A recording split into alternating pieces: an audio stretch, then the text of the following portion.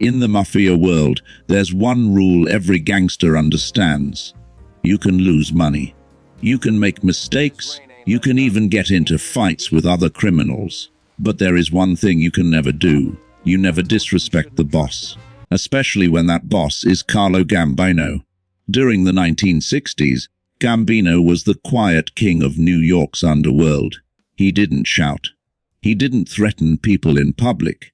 And he rarely appeared in the headlines.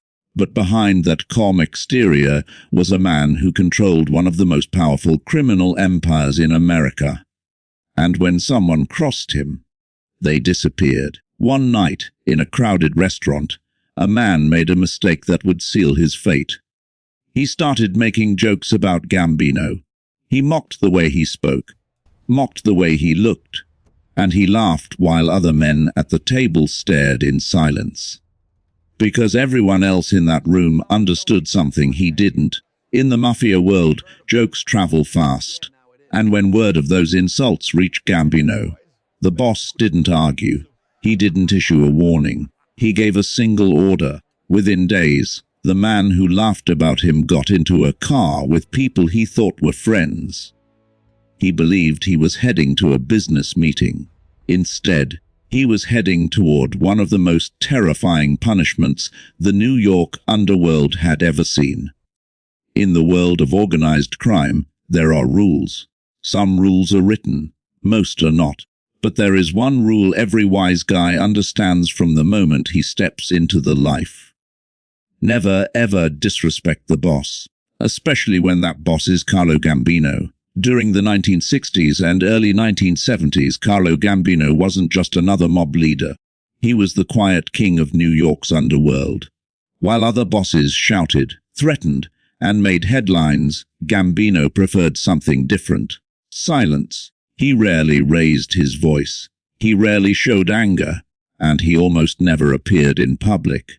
But everyone in the mafia world knew one thing. If Carlo Gambino decided someone needed to disappear, they disappeared. No arguments, no appeals, no second chances. And yet, one man made the biggest mistake a mob associate could possibly make. He mocked Carlo Gambino, not behind his back, not in whispers, but openly. And what happened next became one of the most chilling lessons in mafia history. Because the punishment was designed to send a message. A message written in fear and sealed in concrete. The man who thought he was untouchable.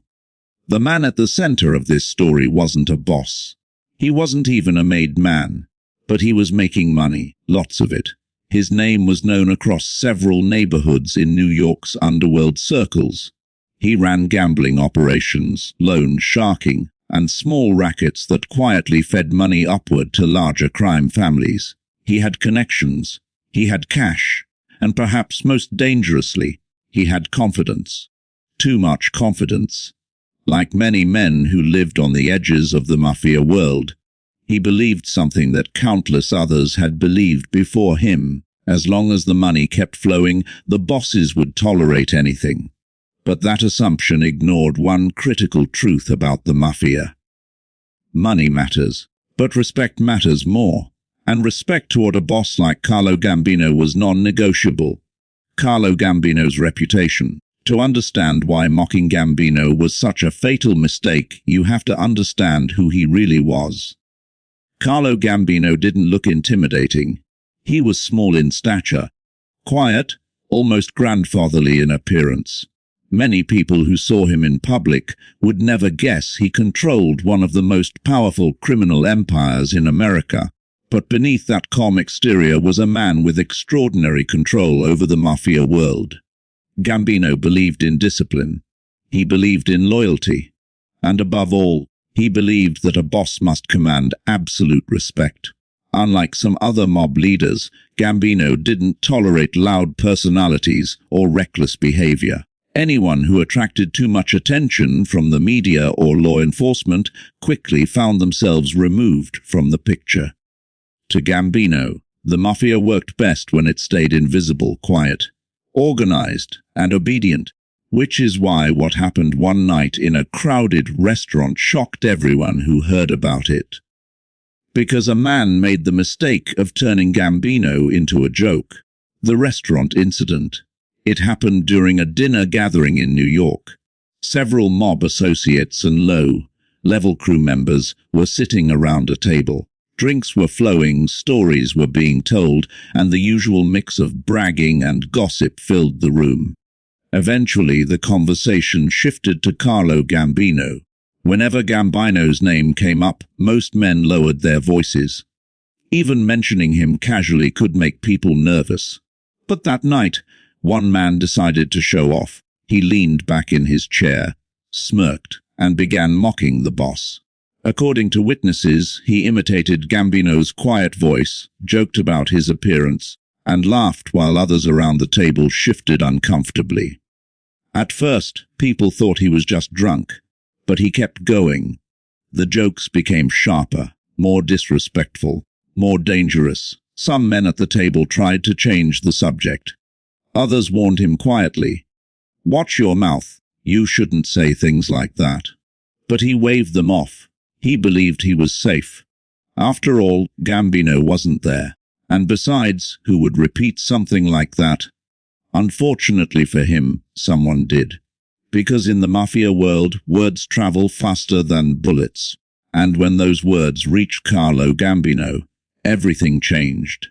When the boss hears the joke, news of the insult reached Gambino through the same channels that carried most information in the underworld. Whispers, informants, loyal soldiers. Someone who had been at that dinner eventually told a captain in the Gambino crime family. The captain listened carefully, then passed the story upward. Eventually, the message reached the boss himself. Carlo Gambino reportedly said very little when he heard what happened. He didn't yell. He didn't slam the table. He simply asked one question. "Is this true?" When the answer came back yes, the room went quiet, because everyone present understood something terrible was about to happen. Mocking a boss wasn't just rude. It was dangerous. In the mafia hierarchy, respect was the glue that held everything together. If people began openly insulting the boss without consequences, discipline would collapse, and Gambino understood that better than anyone. So he made a decision. The man who mocked him had to disappear. But Gambino didn't just want him dead. He wanted the punishment to become a story, a warning, a lesson every gangster in New York would remember, and the method he chose would ensure that nobody ever forgot. The setup. Once Gambino gave the order, the machinery of the mafia began moving, quietly, carefully. 2 trusted soldiers were assigned the job. They knew the target, they knew his routines, and they knew exactly how to approach him without raising suspicion. The plan wasn't complicated. Mob hits rarely were. They simply needed to get him alone, somewhere quiet, somewhere no one would hear the screams, and most importantly, somewhere they could dispose of the body in a way that sent a message. Within days, the opportunity arrived. The man who had mocked Carlo Gambino received a call. A friendly call. Someone wanted to talk business. There was money to discuss. A new opportunity. Something profitable. To him it sounded like just another deal. Another night in the life. He had no idea he was walking straight into a trap. The call came in the late afternoon. At first, nothing about it seemed unusual. In the underworld of New York, phone calls like this happened every day. Someone had a deal. Someone had a problem. Someone wanted to talk about money. And money always meant opportunity. The man who had mocked Carlo Gambino answered casually, expecting just another conversation about business. On the other end of the line was a familiar voice. A man he knew. A man he trusted. The voice sounded relaxed, friendly. "Hey, we got something going on tonight. Thought you might want in." That was all it took. In the world he lived in, opportunities didn't come wrapped in long explanations. A short conversation was often enough, especially when the person calling was someone you had worked with before. The plan was simple. They would meet later that evening and drive to another location where a small gambling operation was being discussed. There was talk of profits, talk of expansion, talk of easy money, the kind of talk that always drew people in, and the man who had mocked Gambino agreed immediately. He had no reason to suspect anything was wrong. After all, he believed something very dangerous. That the dinner conversation days earlier had already been forgotten. But in the mafia world, insults don't disappear, they wait, quietly, until the right moment arrives. A quiet night in the city. New York that evening was like any other night in the city during that era. The streets buzzed with life. Cars rolled past neon signs. Restaurants were packed with diners. And somewhere in the distance, the hum of traffic echoed through the buildings. The man stepped outside his apartment building just after dark. He wore a jacket against the cool air and carried himself with the confident swagger of someone who had spent years navigating the underworld. He believed he understood the streets. He believed he knew the rules. And most importantly, he believed he knew who his friends were. A black sedan pulled up near the curb. Inside were two men, both familiar faces, both smiling. The passenger leaned across and opened the door. "Hop in." There was no tension, no visible threat, just the casual rhythm of another night in the business. He climbed into the back seat. The door closed, and the car pulled away from the curb. The first signs. At first, the conversation inside the car was normal. They talked about business, about money, about people they both knew. The driver navigated through city traffic, heading toward an industrial part of town where fewer people would notice anything unusual. The man in the back seat relaxed. He even laughed at one point. But then something strange happened. The conversation started to slow. The men in the front seats became quieter. The driver stopped responding to jokes. The passenger stared forward silently. Minutes passed. The silence inside the car became heavier, thicker, uncomfortable. The man in the back seat shifted slightly. "Where we heading again?" The driver answered without turning around. "Just a spot to talk."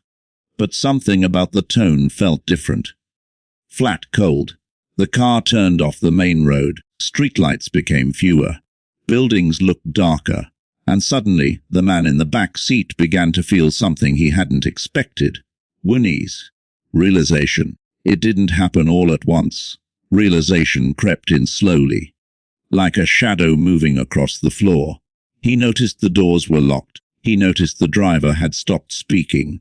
He noticed the passenger had quietly placed something in his lap. A handgun. Not pointed yet, but clearly visible. The man in the back seat froze. His mind raced through possibilities. Maybe this was intimidation. Maybe someone wanted money. Maybe it was just a misunderstanding. He forced a nervous laugh. "Hey, what's this about?" The passenger finally turned around. His face showed no emotion. "Boss heard what you said." The words hung in the air, heavy, unavoidable, and suddenly the man understood. The dinner, the jokes, the mocking voice. Carlo Gambino. His stomach dropped, because in that moment he realized something terrifying. There would be no negotiation, no apology, no second chance. The decision had already been made, a desperate attempt.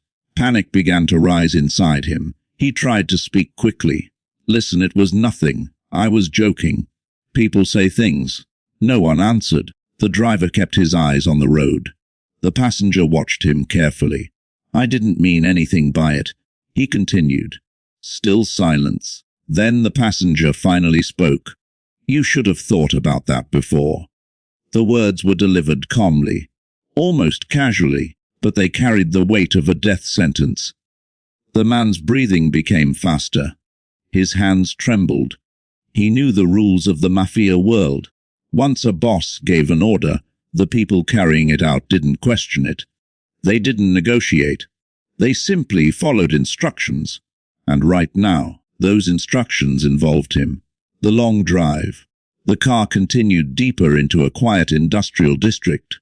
Warehouses lined the streets. Most of them were closed for the night. Windows were dark. The sidewalks were empty. It was the kind of place where almost anything could happen without witnesses. Inside the car, the tension had become unbearable. The man in the back seat kept trying to talk, trying to explain, trying to convince them he wasn't a threat. But the two men in front had already heard everything they needed to hear. Their orders were clear, and mob orders were rarely flexible. After several minutes, the car slowed, then turned into a narrow lot behind an abandoned warehouse. The engine shut off. For a moment no one moved. The silence felt endless. Then the passenger turned around again. "Get out. The trap closes." The man hesitated. His instincts screamed at him not to leave the car, but the gun in the passenger's hand removed any illusion of choice. Slowly he opened the door. Cold night air rushed in. The smell of damp concrete and rust filled the space around them. He stepped out onto the empty lot. The two men followed. One stayed behind him. The other stood in front. The circle had closed. For the first time since the night began, the man fully understood what was happening. This wasn't just intimidation. This wasn't a warning. This was the beginning of the end. And somewhere far away in a quiet house in New York, Carlo Gambino had already moved on with his evening. Because to a mafia boss, decisions like this were simply part of maintaining order. Respect had to be protected. Discipline had to be enforced. And sometimes, an example had to be made. The empty lot behind the warehouse felt colder than the rest of the city. A faint wind moved through the cracked pavement, carrying the distant hum of traffic from streets far away. But here, in this forgotten corner of New York, the world felt strangely quiet. Too quiet. The man stood frozen between the two mob soldiers. His eyes moved from one face to the other, searching for any hint that this might still be a misunderstanding. But there was none. Both men looked calm, professional, like mechanics about to complete a routine job. Because in their world, that's exactly what this was. A job. One that had already been ordered. One that could not be undone. The last realization. For the first time that night, the man's confidence was completely gone. Moments earlier he had tried to explain himself. He had tried to laugh it off. Tried to convince them the insult was meaningless. But now he understood something that every man in organized crime eventually learns. Once a boss makes a decision, the story is already finished. All that remains is the ending. He looked at the man holding the gun. "Listen, we can fix this," he said quickly. "I'll apologize. I'll go talk to him myself." The soldier shook his head slowly. "That's not how this works." The words were simple, but they carried the final weight of reality. There would be no meeting, no apology, no second chance. The punishment had already been decided, and it was meant to be something people would remember. The message behind the punishment. Carlo Gambino understood power better than almost anyone in the mafia world. Violence alone didn't keep order. Fear did. And fear came from stories. Stories about what happened to people who crossed the wrong line. If someone stole money, there were consequences. If someone talked to the police, there were consequences. But disrespecting the boss, that required something even stronger. Because if that behavior spread, the entire hierarchy of the mafia could begin to crumble. Gambino believed the boss had to remain untouchable. Untouchable not just physically, but symbolically. The moment people began to mock the boss openly, the structure of the organization weakened. So Gambino chose a punishment designed to make one thing very clear. No one mocks the boss and walks away. A different kind of execution. Most mob killings were fast. A few bullets, a quiet alley, a quick disappearance. But this situation was different. The man who had mocked Gambino wasn't just being eliminated. He was being turned into an example, and the men standing in that empty lot were there to deliver that message. The soldier with the gun stepped closer. "Get on your knees." The man's eyes widened. Panic surged through him. "No, come on. We can talk about this." His voice cracked now. The confidence from earlier that night had completely vanished, but the soldiers remained unmoved. They had heard pleas before. Begging was common in moments like this. But orders were orders, and their loyalty belonged to the boss. The fear begins, the man hesitated, but the gun moved closer to his face. Slowly, reluctantly, he dropped to his knees on the cold concrete. His breathing had become fast and uneven. He looked around desperately, hoping for anything, any sign of a way out, but the lot was empty. No passing cars, no witnesses, no escape, just darkness, and the quiet sound of his own heartbeat pounding in his ears. The second soldier stepped forward. In his hands was something unexpected.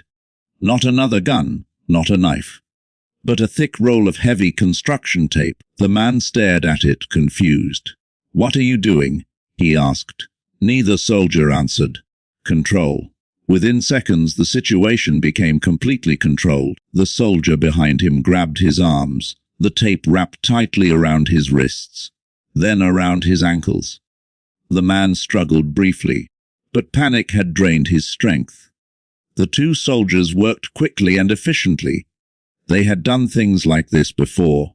Soon he was completely restrained, helpless, unable to stand, unable to run. The soldier with the gun crouched down in front of him. For the first time, their eyes met directly. "You should have kept your mouth shut," he said quietly. The man tried to speak again, but fear had taken over his voice. Only fragments came out. "I didn't mean, I swear I was just." The soldier stood back up, unmoved, because the decision had already been made days earlier, a punishment designed to terrify. What made this execution different wasn't just the death itself, it was the method. Carlo Gambino had chosen something that would echo through the underworld long after that night. Something symbolic, something brutal. The soldiers lifted the restrained man and dragged him toward the warehouse door. The metal door creaked loudly as it opened. Inside, the building was dark except for a single work light hanging from a cable. Underneath the light sat something unusual, a large rectangular wooden form. Beside it were several bags of cement mix and a barrel of water. The man's eyes widened as realization began to form. No, you can't." His voice trembled violently now, because he understood exactly what was about to happen. This wasn't just an execution. It was a burial. The concrete lesson. The soldiers didn't rush. They moved calmly, methodically, like construction workers preparing a foundation. One of them began mixing the cement. The thick grey mixture slowly turned into heavy concrete as water was poured into the barrel. The other soldier placed the restrained man inside the wooden form. He struggled weakly, but the restraints held, and fear had already drained most of his strength. The sound of the mixing cement echoed inside the empty warehouse. Heavy, slow, unavoidable. The man's breathing became frantic. "Please don't do this." But the soldiers said nothing, because the punishment had never been about negotiation. It had always been about the message, the final lesson. In the mafia world, stories traveled fast. Within days, rumors of what had happened would spread through the streets of New York. Men would whisper about the night someone mocked Carlo Gambino, and what happened afterward. They would talk about the warehouse, the concrete, the disappearance, and the terrifying message that followed. Respect the boss, or vanish. Because in that world, disrespect wasn't just a mistake. It was a death sentence. And sometimes, the punishment was meant to last forever. Inside the abandoned warehouse, the air felt thick and heavy. The single work light hanging from the ceiling cast a harsh glow across the concrete floor, leaving the corners of the building swallowed in darkness. Dust floated slowly through the beam of light, drifting through the quiet space like silent witnesses. In the center of the room stood the wooden form, roughly built from thick boards. It looked like something meant for construction, something designed to hold concrete while it hardened. But tonight it was serving a different purpose, a far darker one. The restrained man lay inside it, his back pressed against the cold wood, his arms bound tightly at his sides. His breathing had become uneven, each inhale sharp and desperate. Fear had completely taken over. Only an hour earlier he had been laughing in a car, expecting a business meeting. Now he was staring at the ceiling of a warehouse, realizing he was about to die. And not quickly. The sound of cement. Nearby, one of the soldiers continued mixing the cement. The heavy metal shovel scraped against the barrel as he stirred the thick grey mixture. Water sloshed against the sides, and slowly the powder turned into dense concrete. The sound echoed across the warehouse, slow, methodical, unavoidable. The man watched the process with widening eyes. His voice trembled. "You don't have to do this, please." The words barely filled the space. The soldiers didn't respond. To them, emotion had no place in the task they had been given. In their world, the decision had already been made. Their job was simply to carry it out. The weight of the moment. The man's mind raced. Memories flashed through his thoughts, faces of people he knew, places he had been, choices he had made, and above all else, one moment kept replaying over and over. The dinner, the laughter, the mocking voice he had used when imitating Carlo Gambino. At the time, it had seemed harmless, just a joke, just a moment of arrogance in front of a group of men he thought were his friends. But in the mafia world, words carry weight, and those words had sealed his fate. The first pour. The soldier lifted a heavy bucket filled with the wet concrete mixture. He walked calmly toward the wooden form. The man's breathing became frantic. "No, wait, please." But the soldier didn't hesitate. With a slow motion, he tipped the bucket forward. The thick grey concrete slid over the edge and dropped into the wooden frame. The sound was heavy. Wet. The mixture spread across the bottom of the form, slowly surrounding the man's legs. Cold, dense, unforgiving. The man gasped as the concrete touched his skin. The sensation shocked him. He struggled instinctively, trying to move his legs, but the restraints held him firmly in place. No escape. The second soldier stepped closer. His expression remained calm, almost detached, like someone watching a routine job unfold. The man inside the form twisted his body, desperate for any movement that might free him. But there was nowhere to go. The wooden boards held him in place. The concrete began to settle around him, and with every passing second, the situation became more permanent, more final. "You should have respected the boss," one of the soldiers finally said. His voice was quiet, matter of fact, not angry, just certain. The concrete rises, another bucket, another slow pour. The thick mixture continued filling the wooden mold. It crept higher, up past the man's knees, then higher still. Each movement he made became slower, heavier. Concrete is unforgiving. Once it begins to harden, it grips everything inside it like stone. The man's panic reached its peak. His voice cracked as he begged again. "I'll fix it. I swear I'll fix it. Just give me a chance." But in the mafia world, second chances rarely exist, especially when the insult reaches the boss himself. The silence of the warehouse. Outside the warehouse, the city continued its normal rhythm. Cars drove down distant streets. People laughed in restaurants. Music played from apartment windows. But inside the building, time seemed to move differently. The work light hummed quietly. Concrete continued to pour, and the final chapter of one man's life slowly unfolded. The soldiers worked without hurry.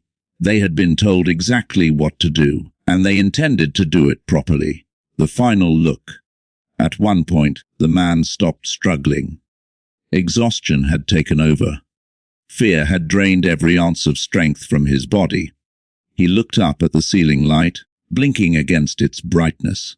His breathing slowed, and for a brief moment, silence filled the warehouse. One of the soldiers watched him carefully, then turned away and picked up another bucket. Because the job wasn't finished yet. a message in stone. By the time the concrete reached the top of the wooden form, the warehouse had fallen completely quiet again. The soldiers cleaned their tools, turned off the work light, and closed the metal door behind them as they left. Inside, the wooden mold remained in the darkness, a silent monument to a fatal mistake. In the days that followed, whispers began spreading through New York's underworld. Stories about what had happened, stories about the punishment, and stories about the lesson everyone was meant to learn. Because in the mafia world, respect isn't optional. And when someone mocks the boss, the consequences can be permanent. Sometimes written not just in blood, but in concrete. News in the underworld never traveled through newspapers. It moved through whispers, through quiet conversations in smoke-filled back rooms, crowded social clubs, dimly lit bars, and late-night card games where men spoke carefully and listened even more carefully. And within days of the warehouse incident, those whispers began spreading across New York. At first, the story sounded almost unbelievable. A man had mocked Carlo Gambino, not just behind closed doors, but openly, and now he had vanished. Completely. No one had seen him since the night he left to meet someone about business. His apartment sat empty, his phone went unanswered, and the people who usually saw him every day suddenly had no idea where he had gone. But in the mafia world, disappearances were rarely mysterious. Most men knew exactly what they meant. The first rumors started quietly. A bartender in Brooklyn mentioned that someone had heard the man was taken for a ride. A car dealer in Queens claimed a friend of his had seen the car he got into that night. At a social club in Little Italy, a group of soldiers leaned close together and spoke in low voices about something far worse. Concrete. At first, the story sounded too extreme to be true. Executions were common in organized crime, but the details being whispered were different. Different enough to make even hardened gangsters uneasy. They said the man hadn't just been killed. They said he had been buried, inside concrete, alive. Some men dismissed it as exaggeration. Stories in the underworld often grew larger with every retelling. But others weren't so sure, because the name attached to the story made it believable. Carlo Gambino. And Gambino wasn't known for empty threats. Fear in the social clubs. Inside mafia social clubs, the atmosphere began to change. Normally, these places were loud and confident. Men laughed, they played cards. They argued about sports, money, and business. But now something different crept into the conversations. Caution. Whenever Gambino's name was mentioned, voices lowered. Eyes moved around the room. Some men stopped talking entirely, because if the rumors were true, the message behind the punishment was unmistakable. Respect the boss, or disappear, and no one wanted to be the next example. The lesson spreads. Within a week, nearly every crew connected to the Gambino family had heard the story. Even members of other crime families began discussing it. In the mafia world, information traveled quickly between groups, especially when it involved something as serious as punishment from a powerful boss. At meetings, captains reminded their soldiers about discipline. Associates were warned to watch their words.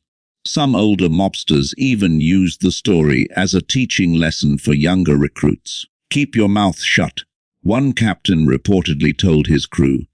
You don't joke about the boss. The message was clear. In organized crime, respect wasn't just a tradition.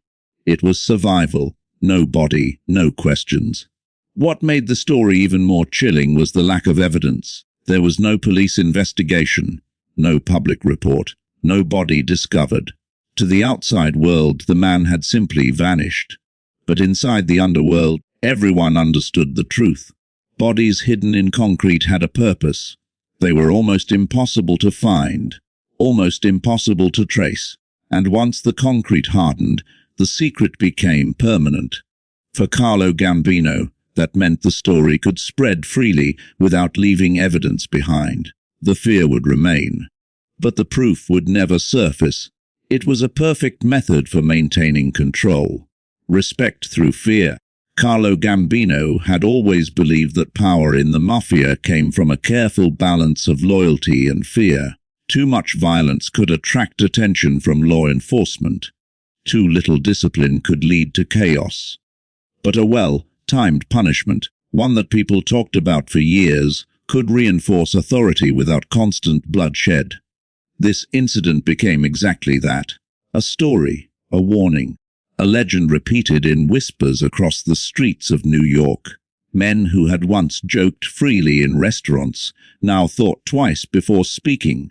Even experienced gangsters became more careful with their words.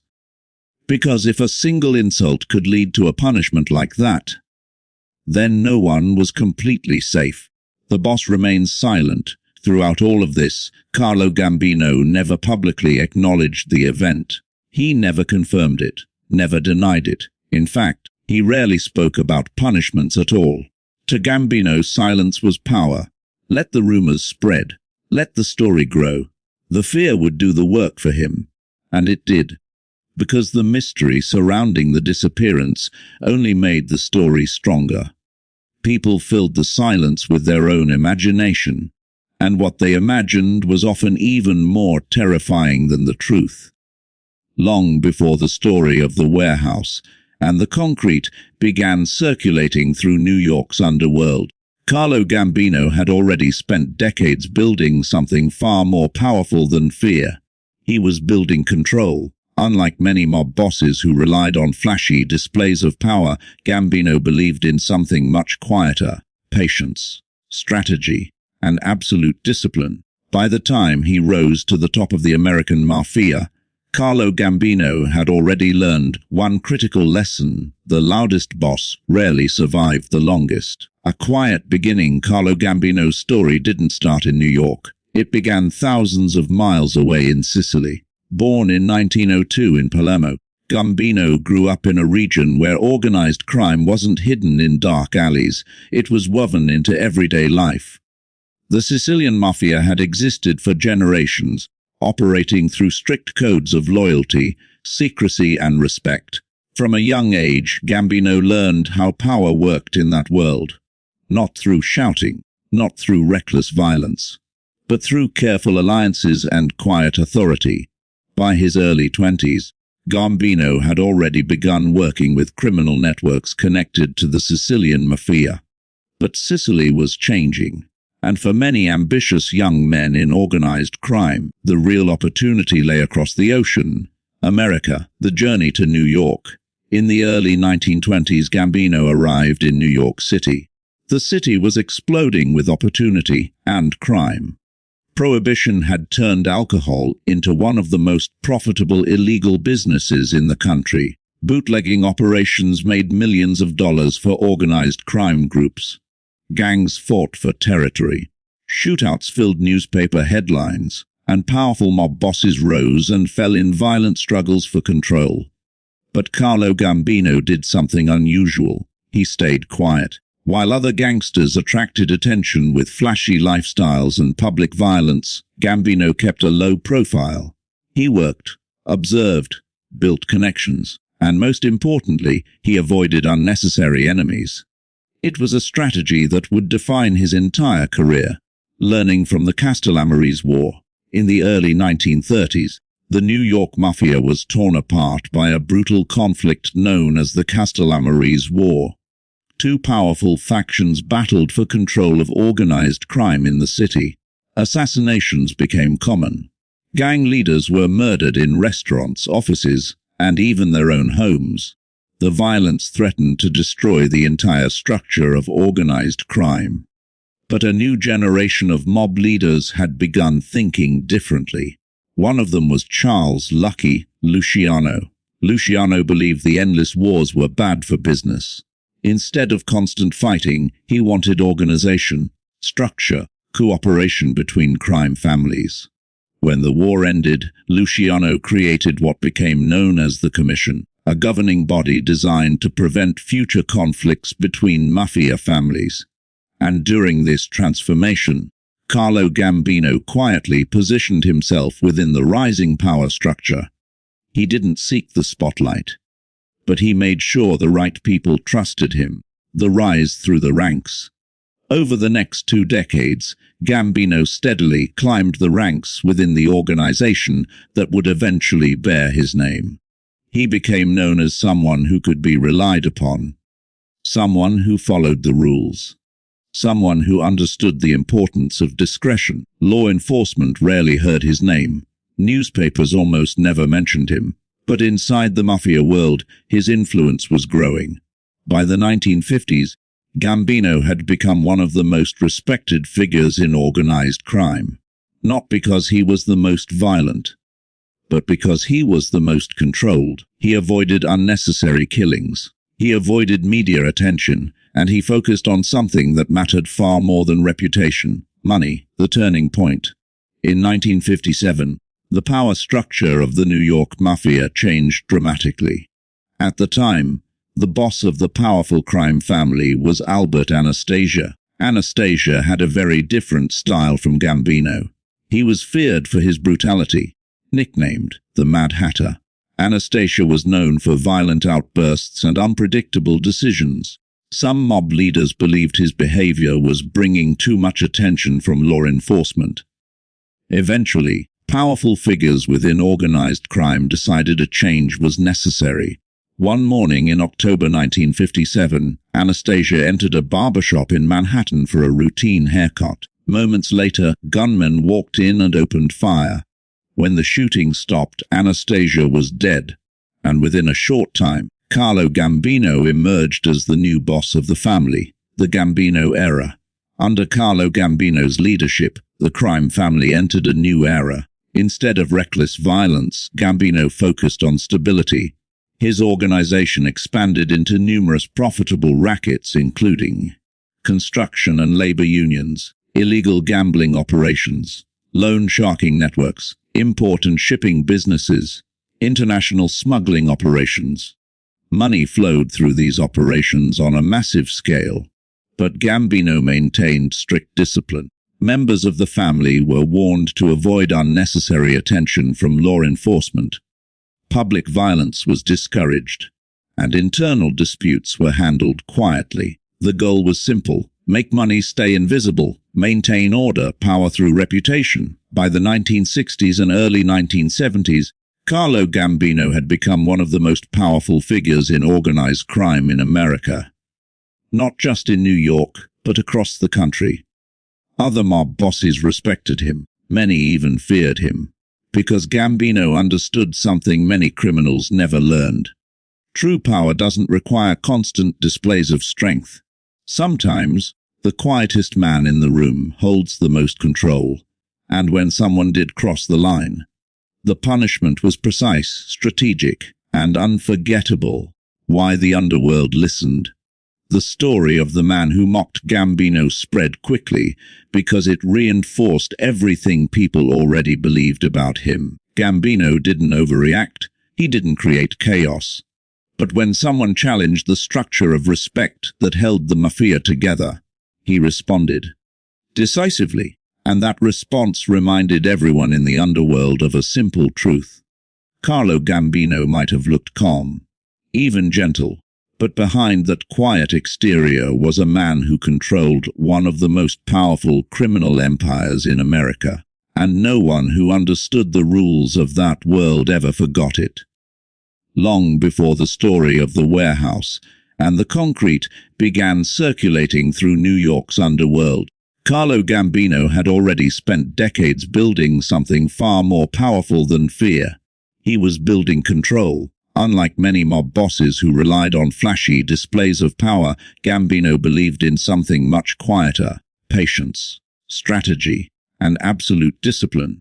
By the time he rose to the top of the American mafia, Carlo Gambino had already learned one critical lesson: the loudest boss rarely survived the longest. A quiet beginning. Carlo Gambino's story didn't start in New York. It began thousands of miles away in Sicily. Born in 1902 in Palermo, Gambino grew up in a region where organized crime wasn't hidden in dark alleys. It was woven into everyday life. The Sicilian mafia had existed for generations, operating through strict codes of loyalty, secrecy, and respect. From a young age, Gambino learned how power worked in that world. Not through shouting, not through reckless violence, but through careful alliances and quiet authority. By his early 20s, Gambino had already begun working with criminal networks connected to the Sicilian mafia. But Sicily was changing, and for many ambitious young men in organized crime, the real opportunity lay across the ocean. America, the journey to New York. In the early 1920s, Gambino arrived in New York City. The city was exploding with opportunity and crime.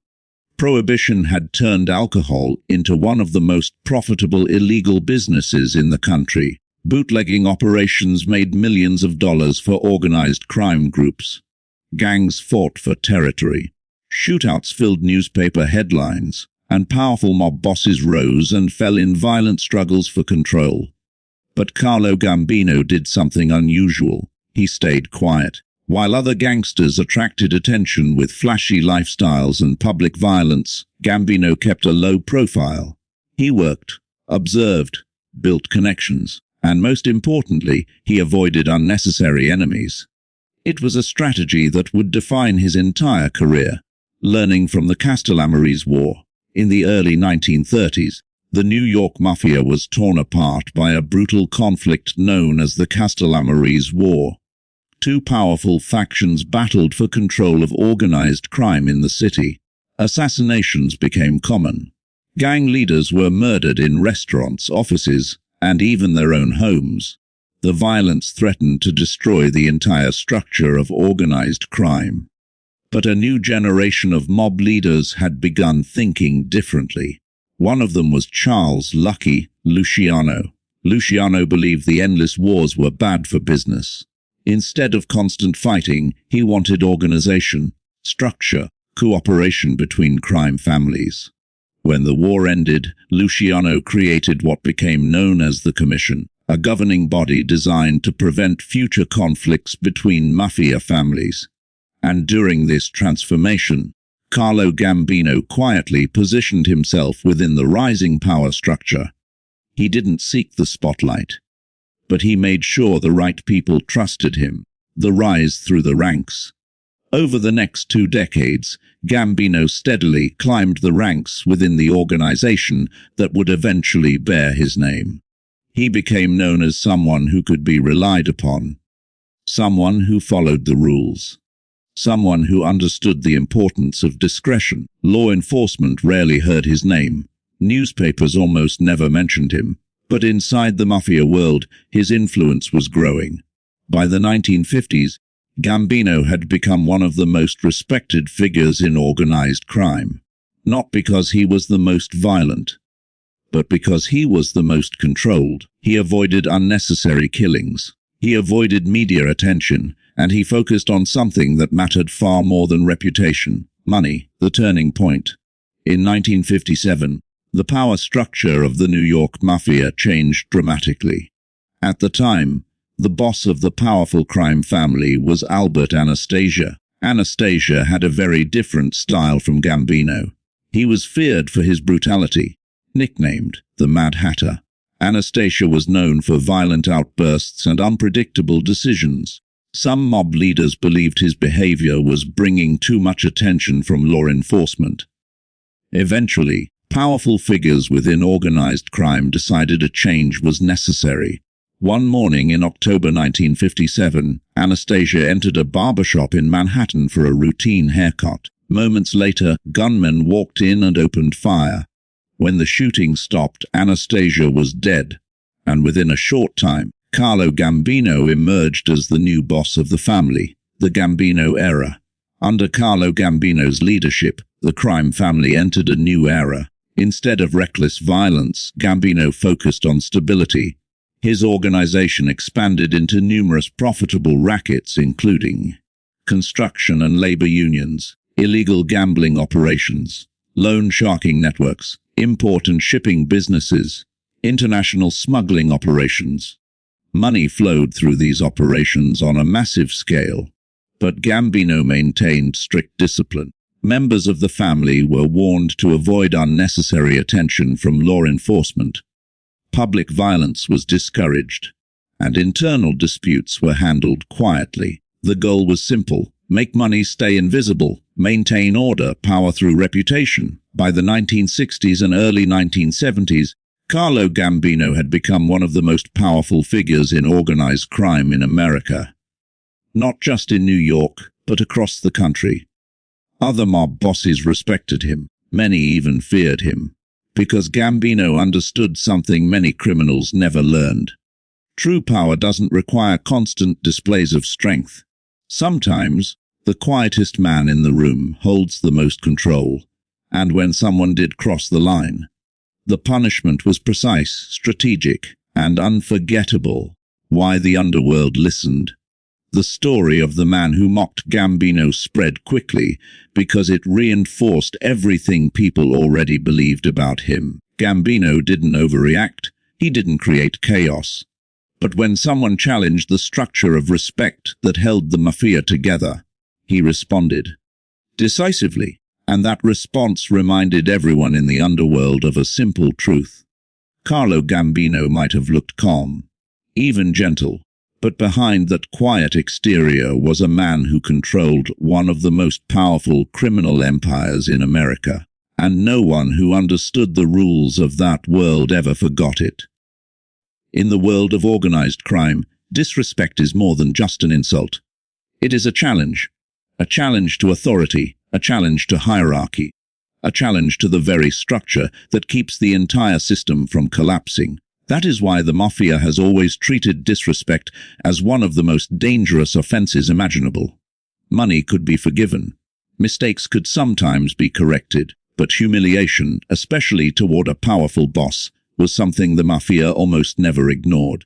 And the man who mocked Carlo Gambino was far from the only person who learned that lesson the hard way.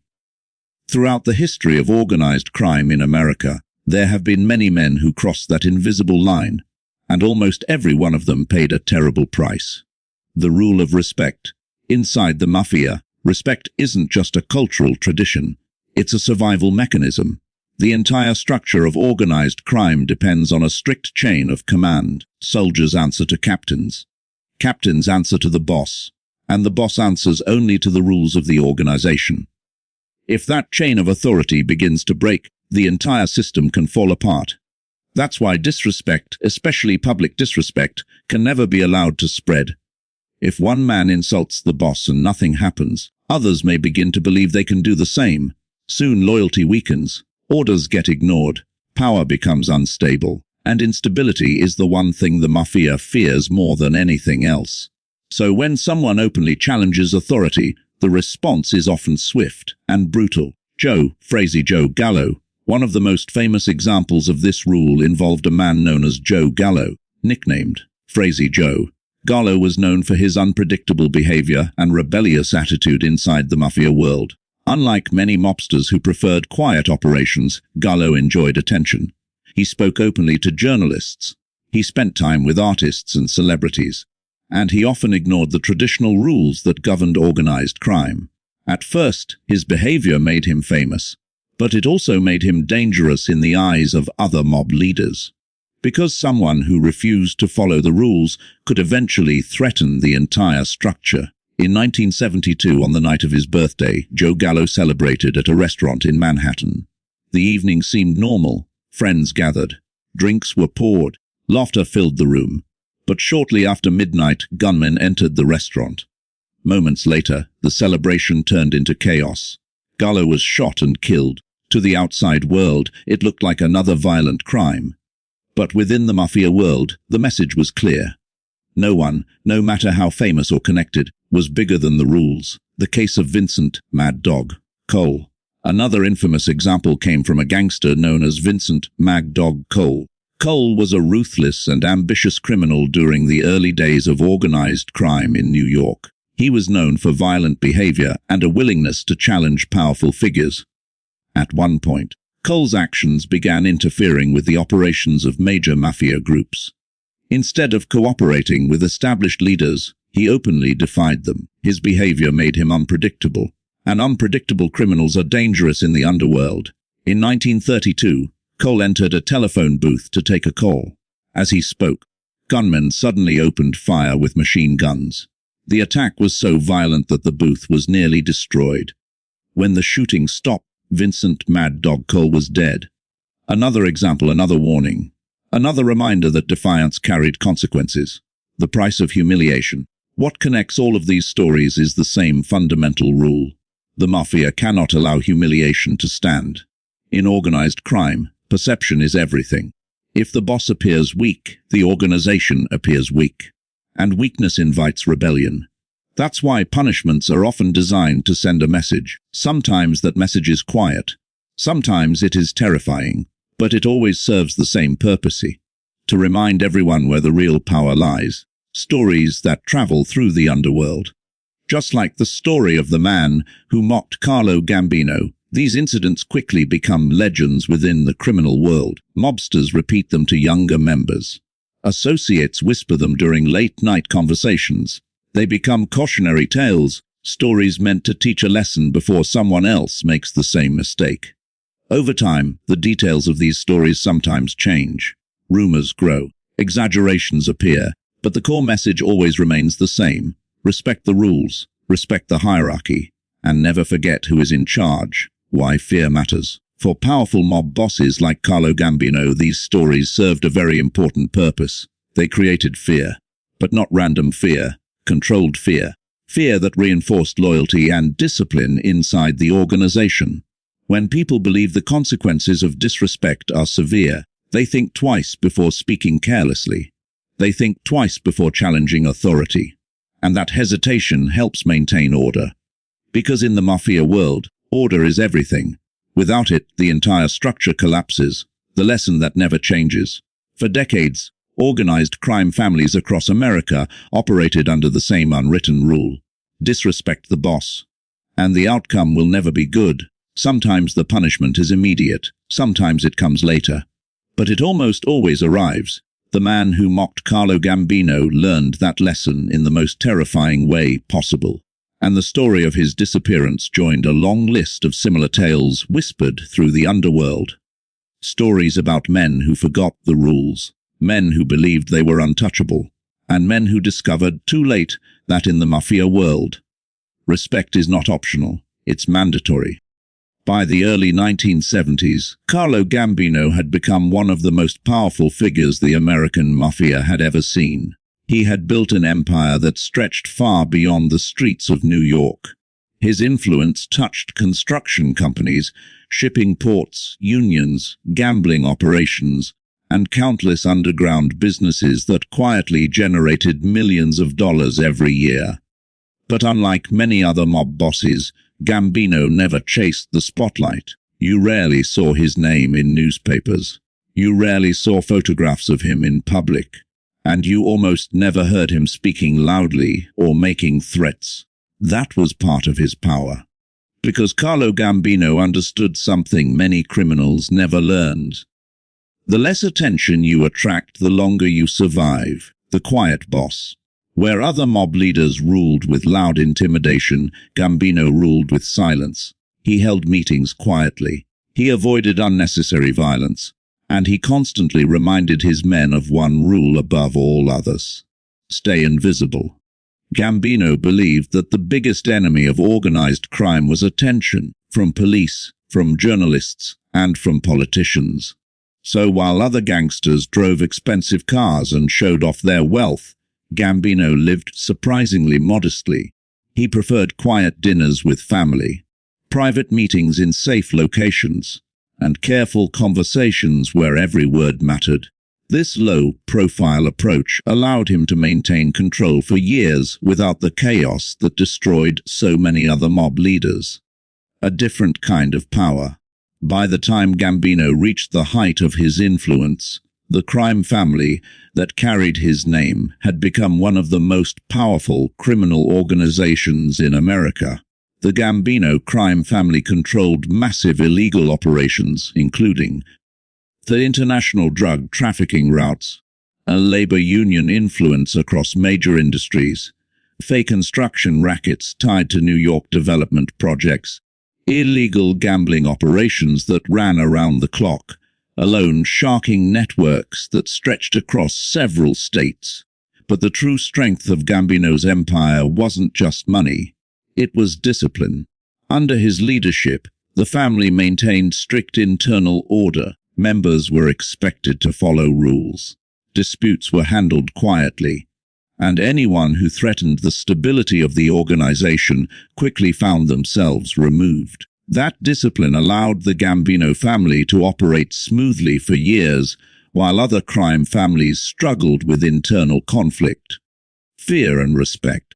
Stories like the one about the man who mocked Gambino played a powerful role in maintaining that discipline. Whether every detail of those stories was true didn't really matter.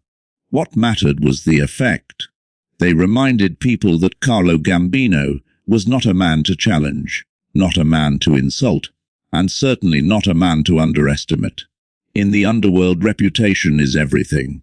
And Gambino's reputation was built on two simple ideas. He was calm, and he was absolute. When he made a decision, it stood. No arguments, no second chances. The final years. Despite decades in the dangerous world of organized crime, Carlo Gambino managed something very rare among mafia bosses. He survived. Many leaders before him had been assassinated.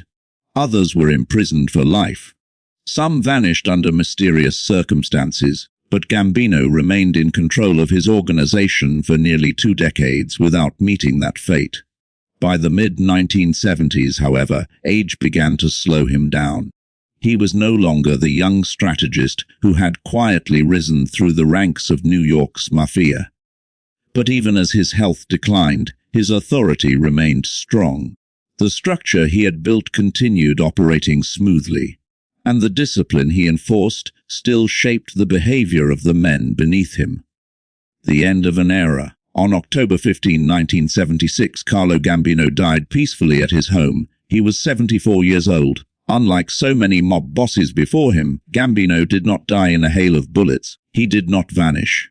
He did not spend his final years behind prison walls. Instead, he passed away quietly, surrounded by family, after decades as one of the most powerful figures in organized crime.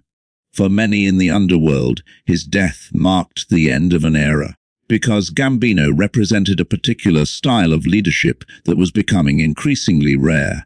Quiet, disciplined, strategic, the kind of leadership that relied more on careful planning than reckless violence.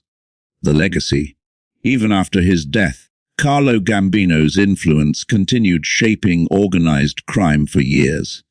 The crime family he built remained one of the strongest in the country. Future mob leaders studied the way he had ruled. They studied his patience, his caution, and the way he balanced fear with control. But they also understood something else. Gambino had succeeded during a very specific time in history. Law enforcement in later decades would become far more aggressive. Federal investigations would grow stronger, and the mafia itself would begin facing pressures it had never experienced before. The world that allowed Gambino to operate so quietly was slowly changing. The stories that remain. Today, decades later, many of the stories surrounding Carlo Gambino still circulate among historians, writers, and people fascinated by the secretive world of organized crime. Some stories are well documented. Others remain part of underworld legend, but they all contribute to the same reputation. A quiet man, a strategic thinker, and a mafia boss whose authority was rarely questioned. The story of the man who mocked him, whether told exactly as it happened or reshaped by years of rumor, became one of those lasting legends.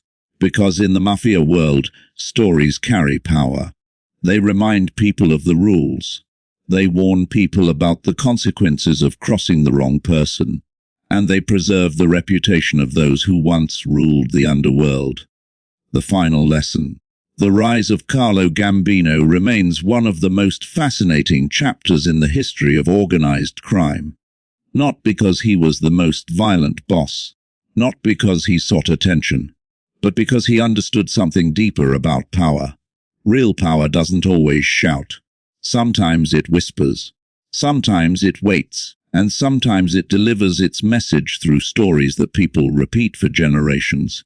Stories about respect, about loyalty, and about what happens when someone forgets the rules.